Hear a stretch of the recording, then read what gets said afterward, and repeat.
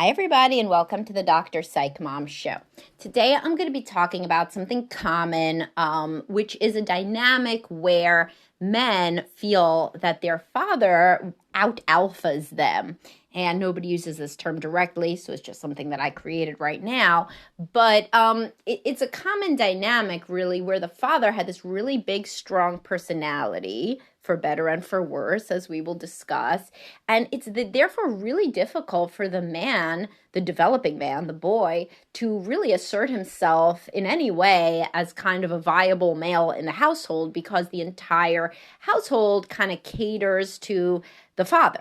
And the father is, beyond the leader of the family. He is like a myth. He is like, Goliath. He's like this huge presence. It's really hard for men in this situation, although they frequently do not understand that, and instead they think that the problem is them. I did forget to tell you, though, to subscribe, so I will take a brief moment to tell you to subscribe to get over 120 more episodes. There had been a problem with Anchor switching to Spotify, so a lot of my subscriptions got dropped and everybody was emailing me, and there's nothing I could do on my end, although Spotify support is helpful via email.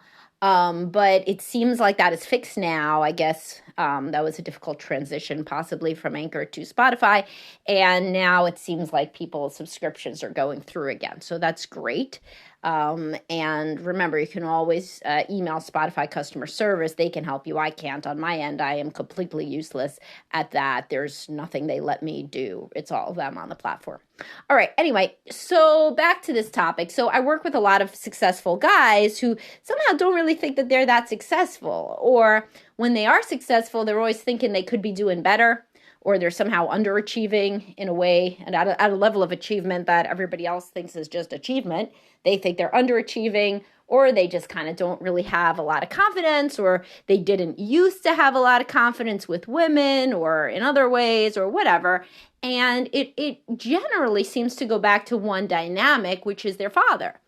And, there's a lot of stuff on the internet about how, men should be strong leaders, and how, children need their father. Definitely children need their father. And definitely, a man should be, a strong leader, especially to children. I mean, you're an adult. You should, of course, be the leader of your own children, irrespective of whether you should be the, quote, leader of your wife. That seems to be an individual decision, and more traditional people seem to think the man should lead the wife, but others think they should both be equal.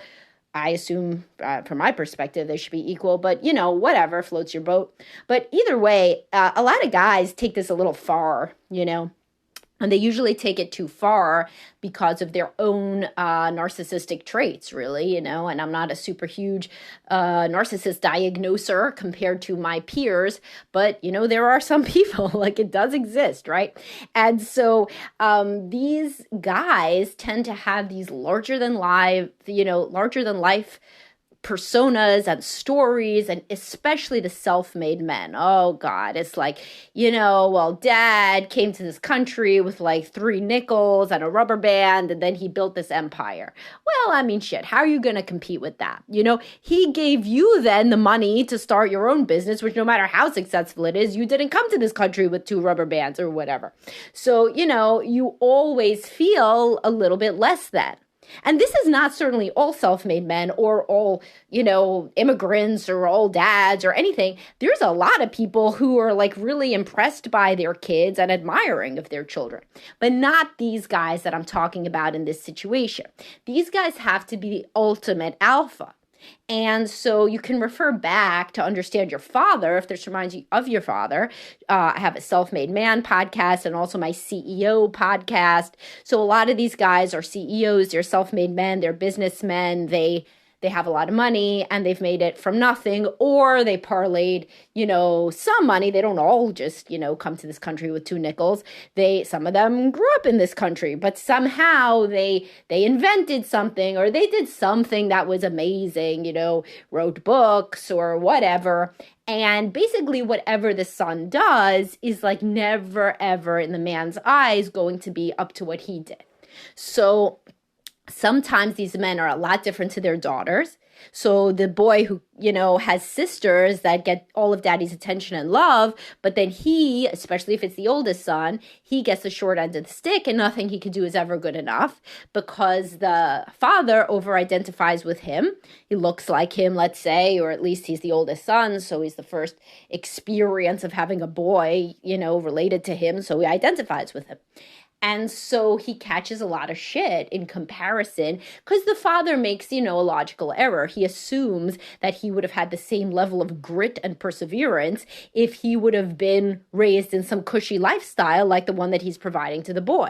And I have an article about this, why your kids have less grit than you, because you, through your grit, gave them everything and you didn't have everything. So you had a different level of hunger, often not literal, but figurative, although sometimes both. And so you had this drive that your kids don't have because, remember, the mice only run through the maze when you don't feed them, if they're fed, then they don't run through the maze because they don't care, and so a lot of people are in that situation where they have the well-fed mice children, but they were like a poorly fed mouse, and then they're expecting the kids to run through the maze with the same velocity that they did, which is like impossible. And in this situation of the guys that I see, they have become successful. But it's like, for whatever reason, the mythology of the father is always, primary in their mind. And it overshadows their own achievements to a degree that they often don't even recognize. But it makes them feel worse at everything. And then a lot of times these guys, it goes far beyond, the mythology of the father goes far beyond just the business realm or academic success or what have you. It goes into women, and it goes into parenting, and it goes into socializing, and it goes into hobbies, and basically in every area that the boy, as he develops, could assert himself as like good or better than the father, because that's like a normal thing. Like as you get older, then the parent is supposed to pass the torch basically to the child.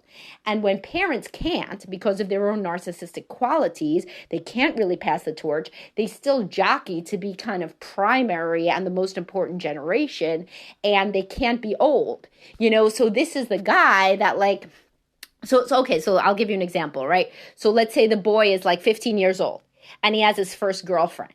So he's feeling like on top of the world, he's great, his testosterone's pumping, he feels like a real man maybe for the first time. And so then a healthy father would make even little jokes about himself being a dad, like literal dad jokes, He would be kind of ceding over the role of the cool, like a cool guy role would go to the son, and the man would start to make almost self-deprecating comments, jokes about being not as trendy or cool or with it anymore as the boy, which would kind of be more of the cycle of life, Same as women when, the girl gets to be like a teenager, and she's like beautiful, she's all dressed up on prom night, you don't expect mom to come out in a mini dress and try to join the pictures, right? That would be considered pretty strange that she's not able to pass the torch over to the girl who's like really in her prime. This is the first time she's done anything like this, whatever. So in this situation with the more dominant, overly alpha father, he would make comments that diminish the boy. He would say something that indicates that the boy's supposed to be doing even better than he is. He might even flirt with the girl. He might even flirt with the girlfriend of his son. That's not uncommon. Or make comments that indicate that the boy's supposed to be getting somewhere sexually that he's not yet getting. Or even comments like, why are you even just being with this one girl? Now's the time to play the field. And when I was your age, I was doing this, that, and the other with all these different girls. So in some way, he ruins the boy's attempt to individuate. And he basically says, don't even try to be more of a man than me. You'll never be more of a man than me. This is obviously not conscious unless the guy's a sociopath, which are very rare, but it's subconscious. And he felt jealous of the boy being at the cusp of his life, having his girlfriend, all this excitement. So he had to knock him down. And so these types of comments will be pervasive. When parenting, he'll be like, you're too soft. You listen to your wife too much, or in business and career, of course, the guy's never going to be as hard charging as the man thinks that he should be, or as stories about his younger self, which are always exaggerated, as any mythology is. But the boy now man will never be living up to whatever the father did at the same age. And, it could be in any regard, like whatever hobbies he picks are wrong, whatever friends he has are stupid. Sometimes the friends are better than the guy, so that's a variant of that. Why aren't you more like your friend Timmy? Look how successful he is. He gets all the girls, etc.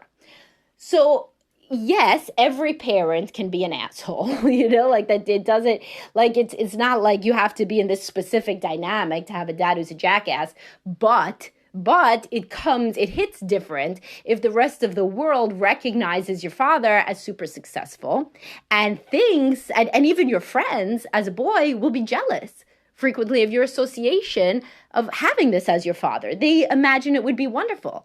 The amount of opportunities and advice and just man to man, sort of closeness that they envision. And then it's so different than that because you never feel exactly like you're catching up to your dad.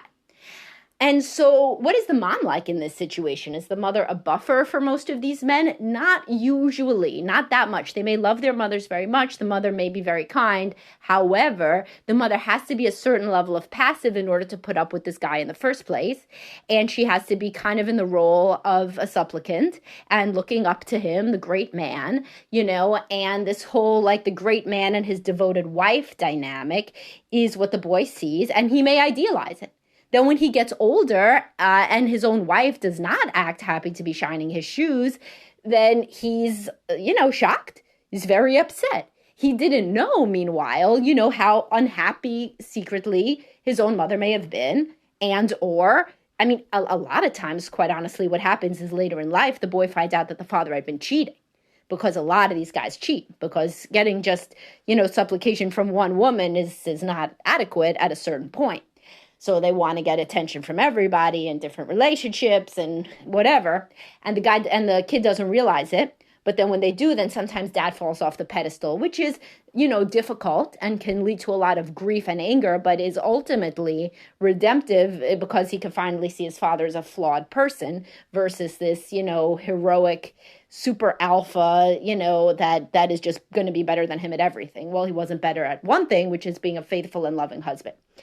So it depends. It depends if, and also some of these super alpha guys do end up with wives who are openly dissatisfied because over time the wife grows more unhappy with the dynamic being so, imbalanced.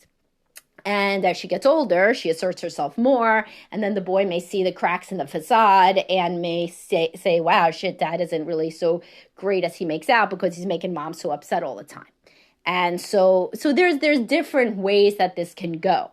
But the worst way for the boy's self-esteem is frequently when the mother is completely codependent with the father, made her life completely about him and his successes, takes all of his shit and his nasty comments as just par for the course, never stands up for herself, never stands up for the boy, and then the boy kind of feels like, my God, all of us are kind of subpar.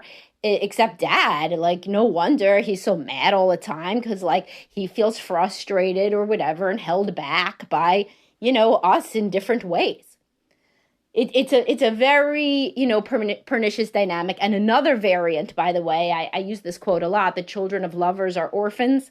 I read that years ago, and I thought it was very representative of a certain dynamic I see, where not only is the guy idealized, but the marriage is idealized. So basically, like, they're always making out, and I'm the first to say that you should be physically affectionate in front of your kids, and I've said that a million times.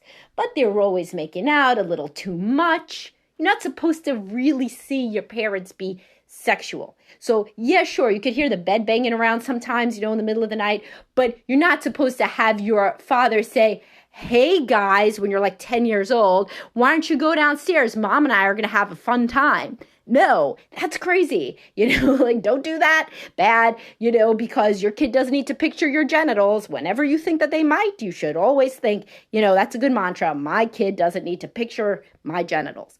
So, or certainly that of their opposite sex parent. So a lot of these guys will show off. And it is really a showing off because, the woman is, 15 years, 20 years into monogamy. And as I've taught you, she's probably not that thrilled, to be having the fun time with dad as the boy or as the dad think, or even as just the boy thinks, because maybe the dad knows that it's, not her favorite activity anyway. But the reality is that the boy grows up thinking dad is the super stud and their relationship is amazing and this is what it's going to be. But it's really just this kind of codependent with a narcissist relationship where it's a lot of image managing, and the woman realizes that the man wants the marriage to look perfect, and so she goes along with it. But they have the same problems as like everybody else in the world, but they just don't ever verbalize that because it would go against the image. So then the boy grows up and he thinks his wife is supposed to be licking his boots too. And, shit, she doesn't. And then it's upsetting. Conversely, sometimes the man is drawn with imago theory to a woman that is like the father. So then, ironically, he ends up with a woman who looks down on him and makes passive-aggressive remarks because this is a dynamic he's used to from living it with his father for years. So what do you do if you're in this situation? Some men will have an aha moment. Therapy is super useful. This is literally what therapy is for. You could also do reading and stuff, about like a book called Children of the Self-Absorbed is a good one. Adult Children of Emotionally Immature Parents. You may say, what does that have to do with my amazing father? Yeah, it really does. So you should read it. But therapy can be transformative in helping you rewrite the narrative such that you can finally understand, why do I struggle with so many things when such a paragon of male virtue was my role model? Man, I must be so fucked up. Well, no, it is in fact related to the fact that this supposed paragon of masculinity was the role model because he had no self-awareness, no empathy, or very little. It was his way or no way. He looked down on anything that wasn't his perspective, including all your perspectives. And he made little comments, over the years that kind of indicated that you were really subpar. And when coming from a man that you put on so much of a pedestal, these really burrow themselves into your entire consciousness and your self-concept. So whereas, if maybe your mom would say, oh, I don't like that shirt on you, son, why don't you change? Okay, maybe mom has bad taste. She's mom, whatever. If dad says, the hell you wearing that for? Well, then shit. I mean, I'm really not a man, am I? Do I even know what I'm doing? And that sort of low self-esteem, that sort of self-esteem hit, will continue to come back whenever somebody challenges you, particularly an authority figure later on. And you'll find yourself extremely anxious around high level, the C-level people at your company. If you are a C-level person at your company against other people that for whatever reason you have put on a pedestal, then when they give you feedback, it's very hard to just roll with it because you already think on some level that you are kind of subpar and kind of weird and kind of not living up to expectations, no matter how much success you externally attain. All right, I hope that y'all found this interesting. And if you're a woman who thinks that the man is in a relationship like this with his father, probably would honestly not be the best thing to send this to him unless you say to him something like, unless you get basically consent. Unless you're like, I read something and it's kind of, I think it's about your dad, but about how your dad was, but honestly, I don't want to make problems between us. So, I don't have to send it to you. But, if you ever want to listen, I feel like this could be a little bit, resonant. You could do that. But I mean, if it's a guy who's kind of really scared to ever be disloyal, even mentally, to his father, you may not get anywhere with that, and then you probably need your own therapy, as I have a lot of people in therapy because their spouses are in enmeshed relationships with their parents. But all right, I will talk to you all soon, and hope you got something out of this, and please do subscribe and join my Facebook group too. All right, bye-bye.